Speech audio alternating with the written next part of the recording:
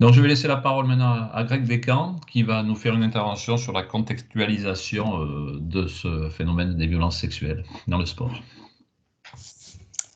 Eh bien, c'est mon tour de remercier non seulement les organisateurs de cette soirée, mais également tous les participants, parce que là, dans les propos qu'on a pu entendre là depuis l'ouverture de cette soirée, on a déjà plusieurs éléments qui montrent que les choses avancent, que les choses ont beaucoup évolué, notamment sur les dernières années.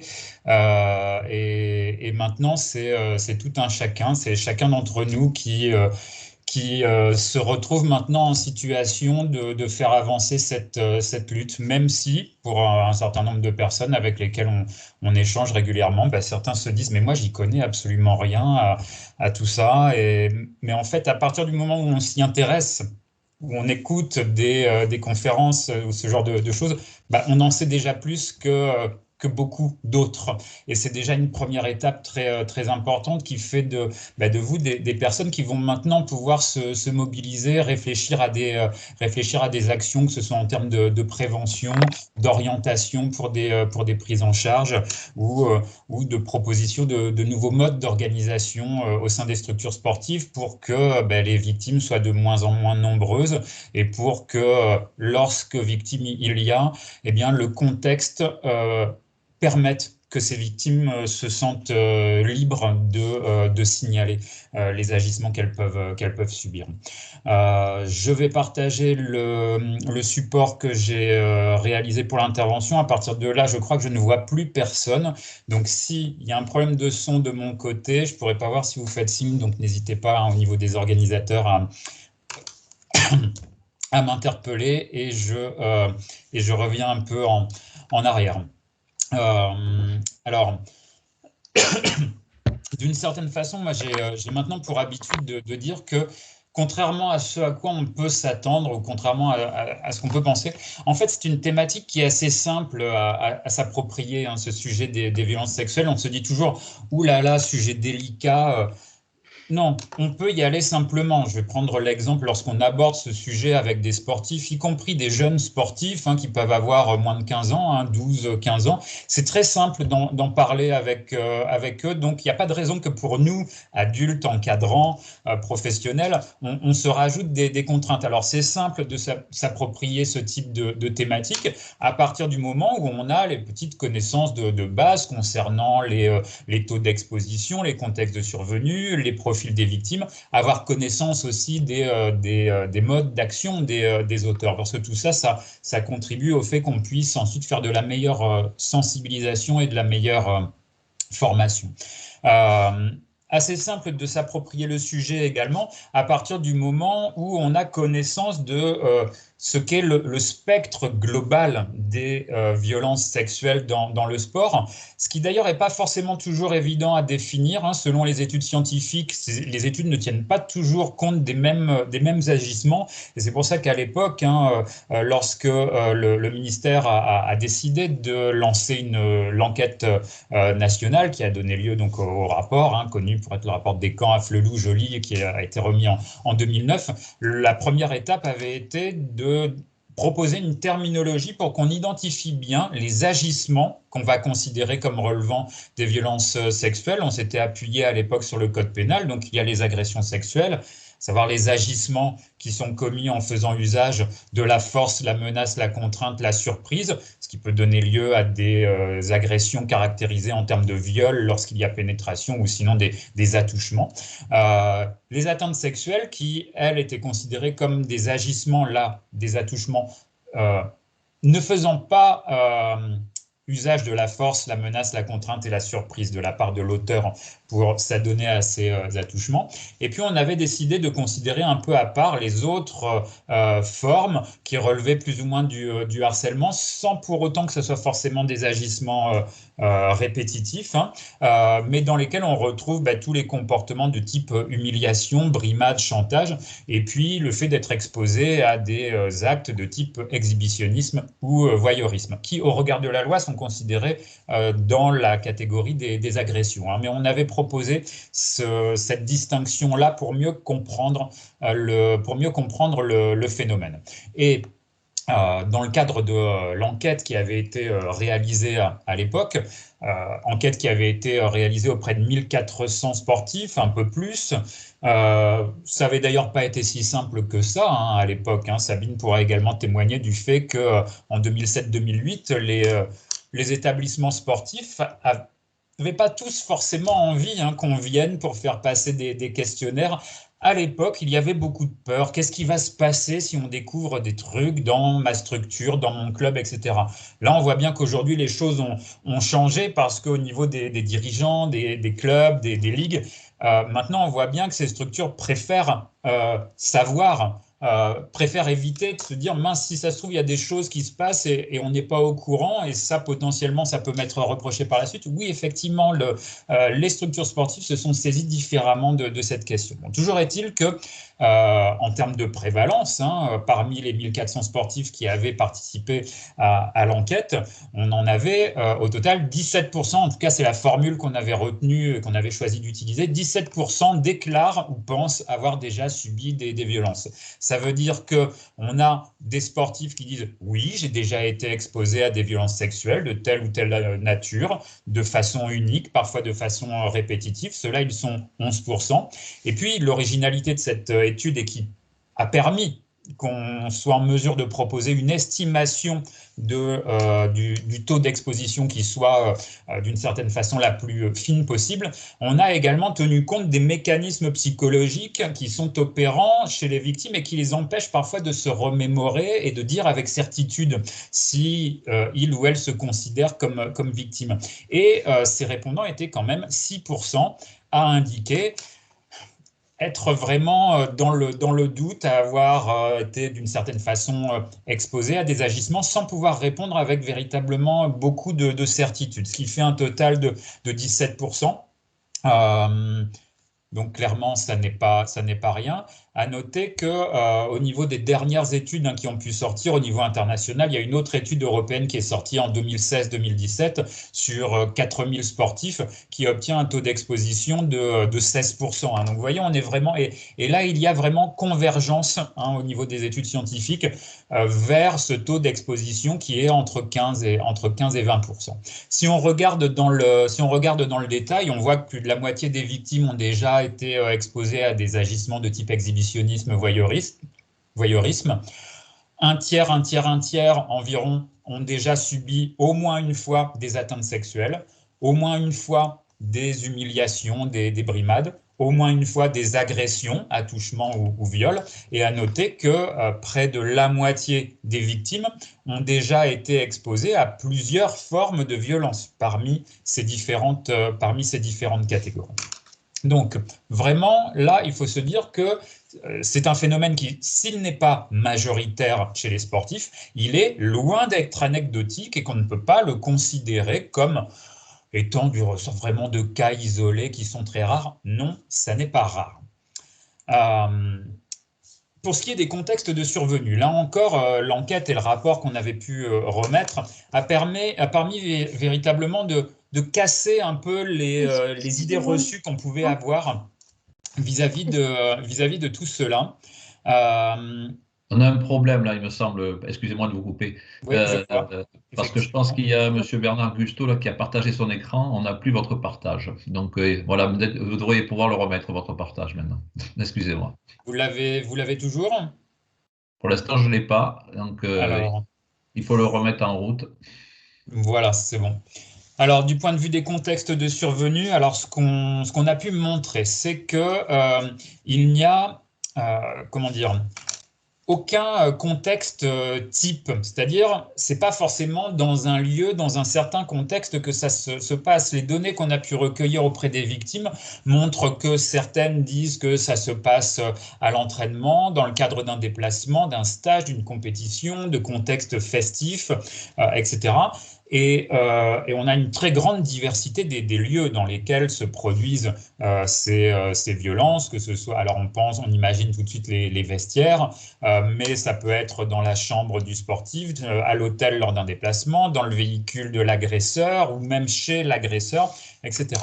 Ce qu'il est important d'identifier, c'est que dans plus de la moitié des cas, les violences sexuelles sont des violences qui sont commises par des sportifs envers d'autres sportifs. Et c'est ce qu'on appelle des violences dites horizontales, c'est-à-dire qui sont commises de la part d'une personne qui n'a pas forcément d'autorité ou d'ascendance sur la victime. Donc la majorité des violences qui surviennent sont des violences dites horizontales. Il y a bien évidemment des violences verticales. Alors, on parle beaucoup des entraîneurs agresseurs. Hein. La plupart des cas qui ont été fortement médiatisés correspondent à ce cas de figure-là, mais ça reste d'une certaine façon une minorité. En tout cas, dans l'enquête qu'on avait, dans les données de l'enquête que nous avions pu recueillir, on est à 17% de violences subies qui sont déclarées par ces victimes, qui sont attribuées au fait d'un entraîneur. C'est pour ça qu'il faut vraiment que les entraîneurs soient partie prenante de cette démarche de lutte, de prévention, etc. On entend souvent le discours des entraîneurs qui, d'une certaine façon, redoutent le fait qu'on leur mette, et puis ça ne serait pas la première fois, qu'on leur mette un certain nombre de choses sur le dos, et puis donc alors voilà, il faut changer votre façon de faire, etc. Non, moi je dis toujours aux entraîneurs, vous êtes en première ligne et vous êtes vraiment des acteurs de prévention et de sensibilisation très importants. Hein. Et en tout cas, les organisations sportives doivent aussi se reposer sur le rôle des entraîneurs, malgré le fait que parfois certains en viennent à commettre des agissements répréhensibles, mais c'est loin d'être la majorité, bien évidemment. Ce que j'ai oublié d'indiquer également sur le diaporama, c'est que contrairement à ce qu'on pense, ces violences ne surviennent pas en majorité dans des contextes isolés. Vous savez, où la victime se retrouverait seule avec l'agresseur. Non, en fait, c'est vraiment quasiment du 50-50. Hein, on est sur du 51,5%, 48,5% de violences qui ont lieu en contexte isolé et de violences qui ont lieu en contexte collectif, c'est-à-dire dans un environnement où il y a d'autres personnes, tels que des contextes festifs, où des gens vont s'humilier les uns les autres en présence d'autres participants qui vont laisser faire ou qui vont en rajouter, etc. Donc, le groupe ne protège pas. Ça, c'est important de le savoir. Et parfois, le groupe peut contribuer à une sorte d'escalade des agissements pour en venir à des agissements à caractère sexuel et parfois même délibérément considérés comme des agressions. Ce qu'il faut retenir des victimes. Alors, on a parlé dans les allocutions d'ouverture de la situation d'Isabelle de Mongeau, de la situation de Sarah Abitbol. Moi, je fais toujours référence à Catherine Moyon-Debac. Hein. C'est elle, la pionnière en France dans les années 90. Hein. C'était l'affaire des lanceurs de marteau. Si vous ne connaissez pas véritablement, il faut vous intéresser à cette affaire parce qu'elle est véritablement édifiante. On est dans les années 90. Catherine Moyon-Debac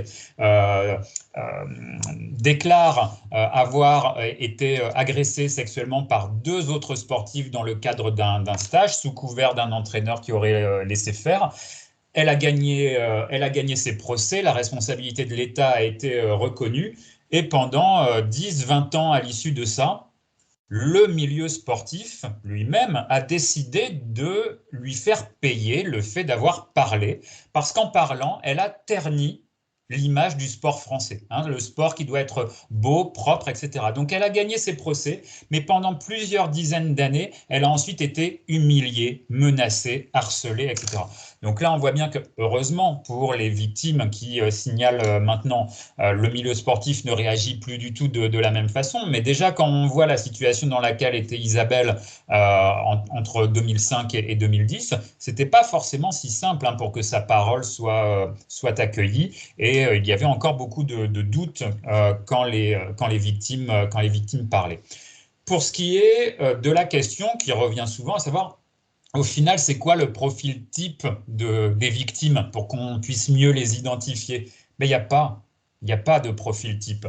Toutes les disciplines sont concernées. Premièrement, ça, il faut le savoir, hein, que ce soit des disciplines où on se touche ou pas du tout, où on est en collectif ou en équipe, etc. Non, ça se passe partout. Donc, aucune, et je dis bien aucune discipline ne peut maintenant tenir un discours qui serait dans un registre « nous, on n'est pas forcément concernés, puis on n'a jamais entendu parler de ça chez nous ». Si vous avez jamais entendu parler de ça chez vous, j'ai envie de dire, c'est pas bon signe, parce que comme ça se produit partout, c'est peut-être que la parole ne circule pas bien, hein. Voilà. Donc, il faut toujours être vigilant, moi, je trouve comme ça. Il ne faut pas dramatiser, mais il faut être vigilant. Donc, toutes les disciplines sont concernées. Non, ça ne concerne pas que les filles, car il y a une très, très grande proportion de garçons, hein, parmi les victimes, dans des proportions qui étaient à peu près équivalentes, hein, à l'échantillon d'origine pour ce qui était de l'enquête réalisée. Et puis, ça ne survient pas uniquement chez des enfants, chez des jeunes sportifs qui sont ou seraient vulnérables. Certains sportifs adultes sont également victimes de violences, ou en tout cas des victimes nous ont indiqué être majeurs au moment où les faits s'étaient produits. Les victimes ne sont pas forcément des personnes qui vont passer leur vie à se taire. Elles n'en parlent pas toujours à tout le monde pour que ce soit vraiment su de façon pleine et entière, mais ce qu'on avait identifié, c'était que les victimes nous avaient indiqué que, en tout cas, elles étaient grosso modo 3 sur 4 à avoir déjà parlé de ce qu'elles avaient pu subir, mais la réalité, c'est que parmi celles qui parlent, très peu en parlent aux adultes. Elles en parlent entre sportifs pour se soutenir, etc. Alors attention, ça, ce sont des données qui datent maintenant d'il y a un peu plus d'une dizaine d'années. À l'époque, il y avait nettement moins de structures et d'associations permettant d'accompagner les victimes et de recueillir leurs paroles. Donc, les victimes ne se taisent pas systématiquement, elles parlent. Il faut savoir écouter, il faut savoir accueillir la parole, même si c'est quelque chose de complexe à réaliser. C'est vrai que moi, je recommande toujours plutôt d'essayer d'accompagner la victime et de l'orienter vers une structure qui permettra cette prise en charge et cette libération de la parole dans un cadre sécure. Parce que les victimes, il faut les protéger, notamment lorsqu'elles s'engagent dans un processus de divulgation, parce que je ne sais pas si vous avez vu sur les dernières années, il y a de plus en plus de cas. Il y a une tribune qui est sortie il y a quelques semaines de la part d'une sportive qui est dans cette situation-là. Maintenant, dès qu'il y a des affaires qui sont un peu médiatisées comme ça, eh bien, les auteurs ou les fédérations mises en cause décident à leur tour de porter plainte contre celles qui se déclarent être victimes en disant c'est de la diffamation. Donc il faut vraiment être très attentif. Si vous avez des victimes qui viennent se confier, il ne faut pas tout de suite leur dire vas-y, parle, raconte à tout le monde. Il faut l'orienter vers des professionnels, vers des spécialistes qui s'occuperont non seulement de son accompagnement médical et psychologique, mais également qui s'occuperont de son accompagnement juridique. Et ça, c'est très important pour que voilà, la situation des victimes soit sécurisée. Et puis, alors, il y a un autre point sur lequel on nous questionne beaucoup, c'est le profil des auteurs de violences. Alors ça, c'est difficile, hein. Il n'y a pas de catégorisation, on va dire, scientifique, internationale qui est établie, mais c'est vrai qu'à force de travailler sur le sujet, moi, j'ai pas mal été sollicité sur ça et alors là, c'est une proposition que j'ai pu faire il y a quelque temps. Ça a donné lieu à une publication qui n'est pas encore sortie, donc je ne peux pas vous donner la référence. Mais bon, normalement, d'ici quelques semaines ou mois, je pourrai diffuser cette publication proposant cette classification. Le but pour moi, c'est qu'on ait bien conscience du fait que ce n'est pas toujours le même mode opératoire chez les auteurs. Il y en a certains qui sont délibérément mal intentionnés, mais certains commettent des agissements, des violences sexuelles par négligence. C'est notamment le premier profil que j'appelle l'auteur négligent. Eh bien, c'est par manque de connaissances, par manque de discernement, alors ça peut être des sportifs ou parfois des encadrants qui vont se livrer à des humiliations, voire des agressions, le plus souvent dans des contextes collectifs festifs, et ils ne se rendent pas compte du fait que leurs agissements, en fait, au regard de la loi, ils sont répréhensibles.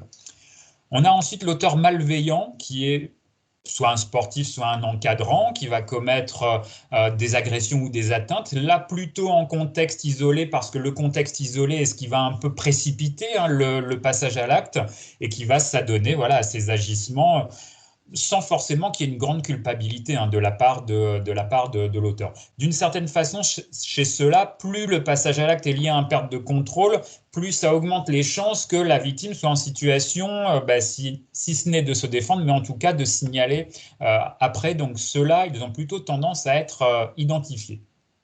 Un cas de figure très intéressant qui pour moi est très important à connaître, notamment du point de vue du rôle que peuvent avoir les entraîneurs.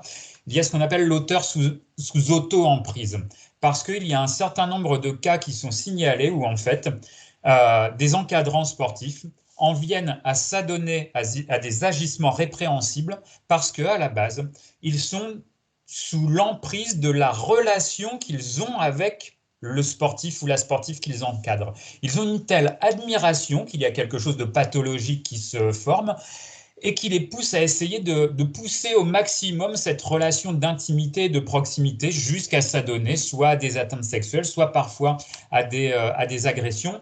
Et parfois, ces auteurs ne se rendent pas compte que c'est véritablement délictueux. Ils identifient que ça transgresse leur rôle, par exemple, d'entraîneur ou d'encadrant, mais bon, comme il y a cette relation de proximité, ils se cherchent des excuses bien souvent. Et cette catégorie d'auteurs, je la trouve très intéressante, en tout cas pour qu'on puisse au quotidien se questionner lorsqu'on est encadrant sportif sur la nature, la proximité, la distance qu'on met dans les relations qu'on peut avoir avec les personnes qu'on encadre. Et puis enfin, il y a les deux catégories de prédateurs, hein, délibérément mal intentionnés.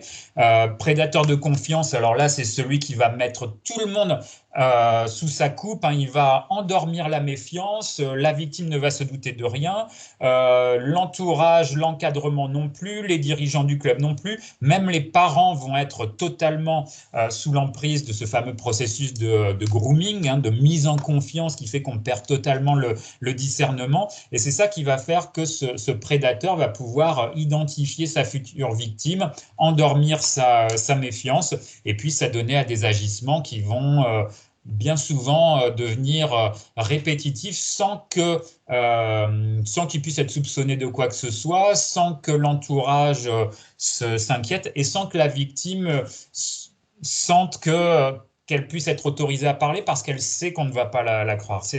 Ils sont vraiment redoutables. Et puis un dernier cas de figure qui avait beaucoup été mis en évidence, notamment par l'enquête de l'équipe de journalistes de Disclose il y a 2 ans. Vous savez, ces prédateurs qui sont caractérisés par une forme de nomadisme, c'est-à-dire qu'ils vont de club en club parce que rapidement, ils ont des agissements qui sont répréhensibles et ils sont identifiés comme tels, et ils disparaissent.